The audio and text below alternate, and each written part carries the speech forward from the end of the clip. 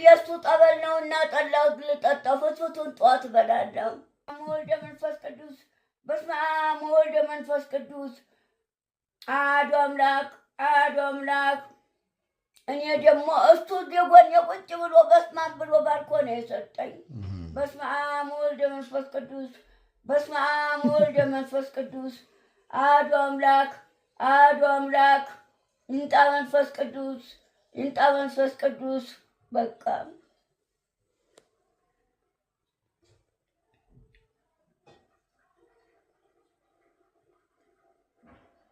በለተ ቀኑ የሚካኤል ቆንጆ ጠላ ነው። ገብታችኋል? በላችኋል? ጠጣችሁ? አሁን አዎ በላን ጠጣን። እራት እኔ ጋ የት ሄዱ ብል እኔ ጋ ናችሁ አላለኝ?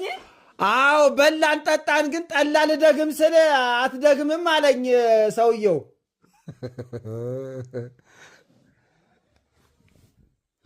ቆንጆ ጠላ ነው የጠጣው አይደል? ቆንጆ ነው ወይ? እርሶን ነው የምጠይቀው እኔ።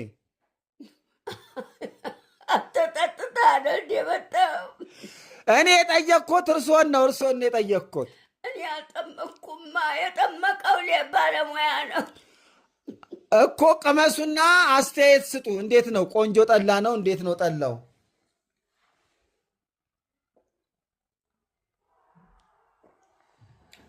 ቆንጆ ጠላ አንጋሎ የሚጥል ከሆነማ ቆንጆ ጠላ አይደለም። በለተ ቀኑ የሚካኤል ጠበል ስለሆነ በሚካኤል እችን ልጠጣት። እችን እንኳን ልጠጣ።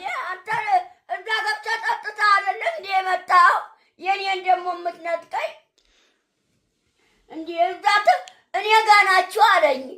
ዘካርያስና ጀማነቾች ሄዱ ብል እኔ ጋ ናችሁ አለኝ። ኧረ ቀስ ብለው ጠጡ እንዳያሞት እማማ ዝናሽ። የማይበጀኝ ጠንጋሎ ይውደቅ ታሞ በሚካኤል በለተ ቀኑ የእሱን ጠበል እግር አድርሶኝ አትቅማሽ ብለህ ትነጥቀኛለህ?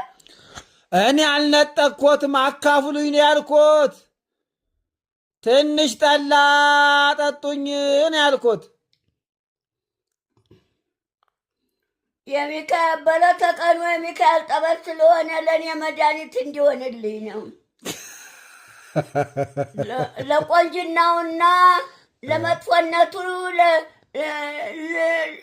ልገምት አይደለም።